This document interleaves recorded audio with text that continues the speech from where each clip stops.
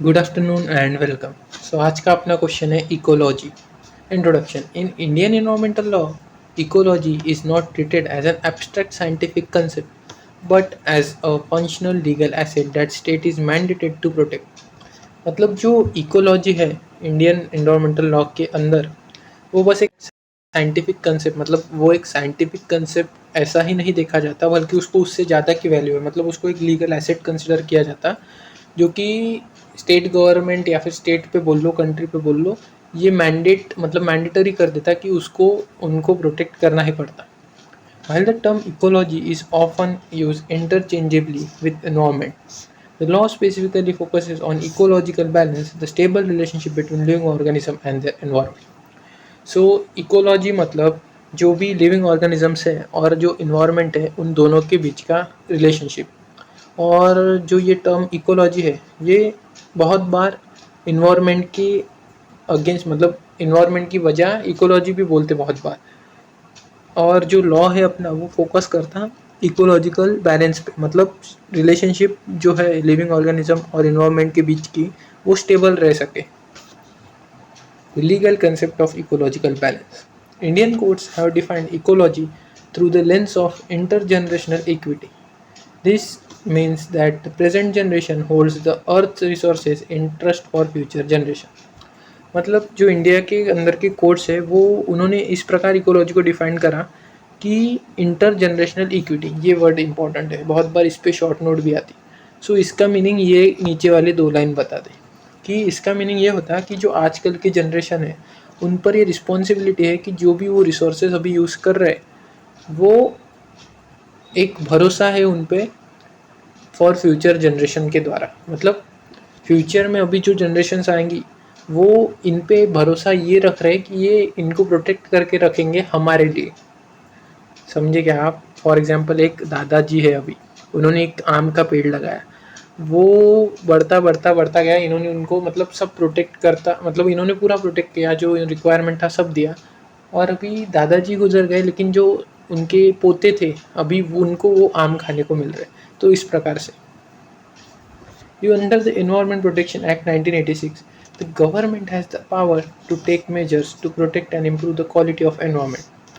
मतलब जो environment protection act 1986 है, उसके अंदर ये दिया गया है कि गवर्नमेंट के पास पूरे पावर्स है कि वो सभी मेजर्स ले सकते हैं जिससे प्रोटेक्ट किया जा सके and quality of environment improve की जा सके। इसके अंदर आता प्रिवेंटिंग इकोलॉजिकल डिग्रेडेशन, मतलब रिस्ट्रिक्टिंग एक्टिविटीज़ इन इकोलॉजिकली सेंसिटिव एरियाज।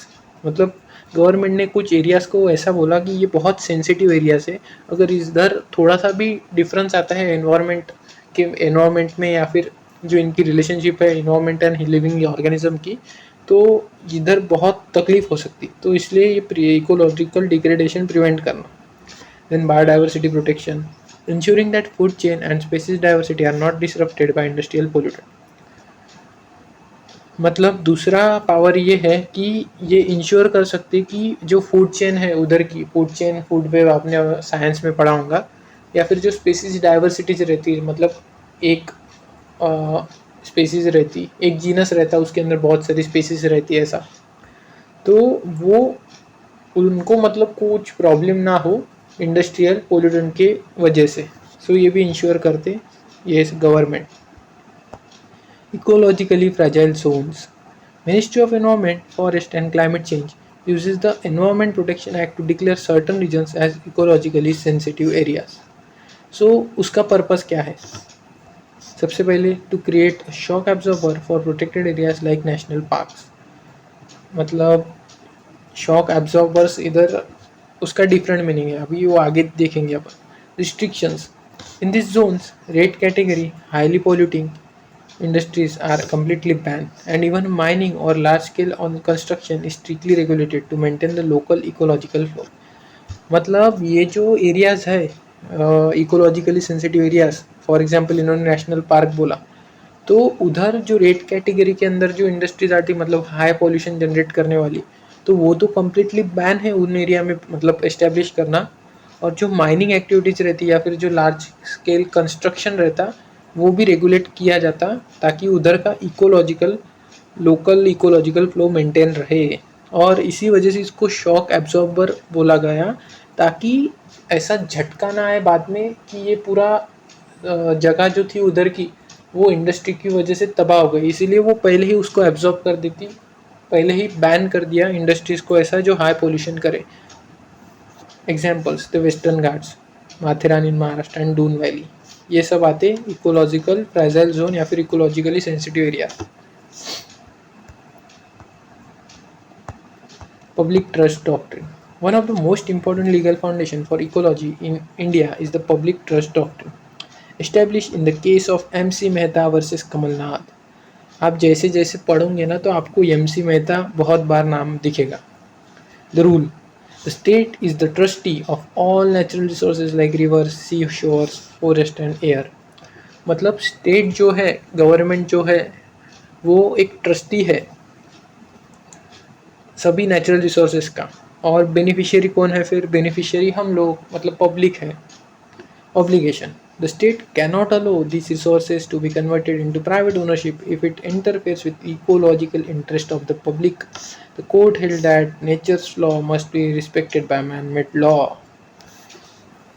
मतलब स्टेट पे ये पूरी जिम्मेदारी है कि वो जो भी नेचुरल रिसोर्सेज है वो जो पब्लिक है उनके लिए वो ये एक्सेसिबल रखे, ना कि वो किसी प्राइवेट पर्सन को वो दे दे। मतलब फॉर एग्जांपल एक रिवर थी, एक गांव का पूरा, मतलब पूरा गांव उस रिवर से पानी पीता था, सभी चीज़ें उनकी वो रिवर की पानी की वजह से हो रहे थे। अभी गवर्नमेंट ने फॉर एग्जांपल किसी बिजनेसमैन को उधर एक प्रोजेक्ट मतलब दिया बनाने के लिए, तो उस प्रोजेक्ट के लिए वो नदी को थोड़ा मतलब ब्लॉक करना पड़ा उनको, नदी की जगह उन्होंने उस प्रोजेक्ट के अंदर ले ली। तो इस कंडीशन में मेन वो मतलब ये थी ना कि लोगों के लिए थी, तो इधर बेनिफिशियरी का नुकसान हो रहा है। मतलब अगर स्टेट ट्रस्टी है तो बेनिफिशियरी भी पब्लिक है, तो ऐसा नहीं कर सकते, इसीलिए पब्लिक ट्रस्ट डॉक्ट्रिन उनको रोकती स्टेट को। और ये भी बोला गया है कि जो नेचर के लॉ है वो मैनमेड लॉ द्वारा रिस्पेक्ट किए जाए। Specific laws protecting ecology: while several laws overlap this specifically target the living components of ecology. So ये एक्ट है और इनका रोल क्या है इकोलॉजी के अंदर? इकोलॉजी मतलब आप समझे ना कि relationship between living organism and environment, उसको इकोलॉजी बोलते। Biological diversity act 2002 focuses on the conservation of biological resources and the fair sharing of benefits arising from their use। सो ये जो एक्ट है इसका मेन फोकस है कि जो बायोलॉजिकल रिसोर्सेज है वो कंजर्व हो पाए एंड उनसे जो बेनिफिट्स मिलता वो फेयरली शेयर किया जाए सभी लोगों के बीच, मतलब जितने भी बेनिफिशियरीज, इन शॉर्ट पब्लिक के बीच। वाइल्ड लाइफ प्रोटेक्शन एक्ट 1972, इधर पब्लिक ही नहीं आएंगे पर बेनिफिशियरी, मतलब नेचर जब देता तो सब आते उसमें, जैसे एनिमल्स भी हो गए या फिर बर्ड्स हो गए, रेप्टाइल्स हो गए, तो सब इधर बेनिफिशियरी आते।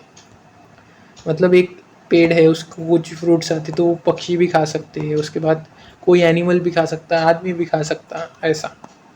Wild life protection act 1972, it protects specific species of plants and animals to ensure the ecological security of India. So ये जो एक्ट है wild life protection act, so इसका मेन एम ये है कि ये प्रोटेक्ट करता है जो भी प्लांट की स्पीसीज़ वगैरह है या फिर एनिमल्स की स्पीसीज़ है, ताकि इकोलॉजिकल सिक्योरिटी बनी रहे इंडिया के अंदर। फॉरेस्ट कंजर्वेशन एक्ट 1980, ये प्रिवेंट करता है dereservation of forest, recognizing that trees are the lungs of the ecological system. मतलब जो डिफॉरेस्टेशन जैसी एक्टिविटीज़ होती है ये इसको और इसके अगेंस्ट, मतलब ये लॉ उसको प्रोटेक्ट करता है, डिफॉरेस्टेशन होने नहीं देता। Wetlands conservation and management rules protect marshes and lakes which act as a critical ecological filter and flood controllers। सो ये काम इस एक्ट के अंदर दिए, मतलब वेटलैंड्स के रूल्स के अंदर है। Judicial activism and speciesism, wetland को अपन दलदल वगैरह भी बोल सकते हैं। Judicial activism and speciesism, in recent year the Indian judiciary has move toward ecocentrism, placing nature at the center rather than anthropocentrism, placing humans at the center। मतलब अभी हाल ही में जो इंडिया की जुडिशरी है उन्होंने एंथ्रोपोसेंट्रिज्म से उनका फोकस एक इकोसेंट्रिज्म पे शिफ्ट करा, मतलब उन्होंने नेचर को पहले रखा, इंसान को बाद में। T N. Godavarman case, the Supreme Court redefined the forest to include any land that satisfies the dictionary meaning regardless of ownership to protect the ecological cover.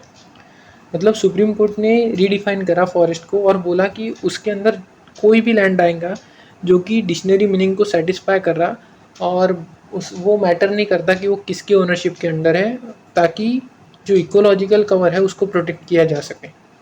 Then right of nature. In some judgments, the court have suggested that rivers like the Ganga and Yamuna and even the entire animal kingdom have the status of legal person with fundamental rights to exist without ecological interference. और कुछ judgement में ये बोला गया कि जो reverse है जैसे गंगा यमुना या फिर जो एंटायर एनिमल किंगडम है, किंगडम एनिमलिया, किंगडम एनिमलिया के अंदर वो आते ना, मतलब रेप्टाइल्स, मैमल्स और बहुत सारे आते हैं. साइंस में था यार अपने को. और उनको भी एक लीगल पर्सन का स्टेटस दे दिया विथ फंडामेंटल राइट्स, ताकि वो एग्जिस्ट कर पाए कोई भी इकोलॉजिकल इंटरफेरेंस करे बिना. Summary for students. Ecology in law is equals to balance of nature. If an industry provides a job but destroys the local river's ecosystem, Indian law via the precautionary principle suggests that protection of ecology must come first because it destroyed ecosystem.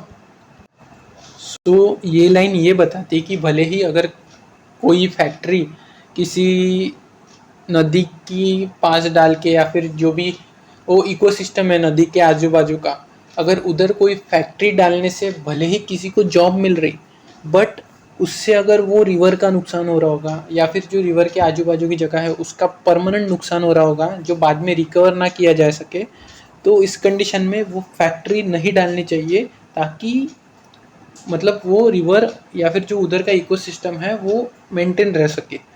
इसीलिए बोला है कि industry can be moved. मतलब जो protection है ecology का, अपन ने पीछे भी देखा कि अगर नेचर मतलब जुडिशियरी का रोल चेंज हो गया, उन्होंने नेचर पे ज़्यादा ध्यान देना चालू कर दिया लोगों से, क्योंकि अगर नेचर ही नहीं रहेगा तो लोग नहीं रहेंगे. इसीलिए ये लाइन ये बोलती, सिंपल है. सो ये अपन ने इकोलॉजी का क्वेश्चन देख लिया.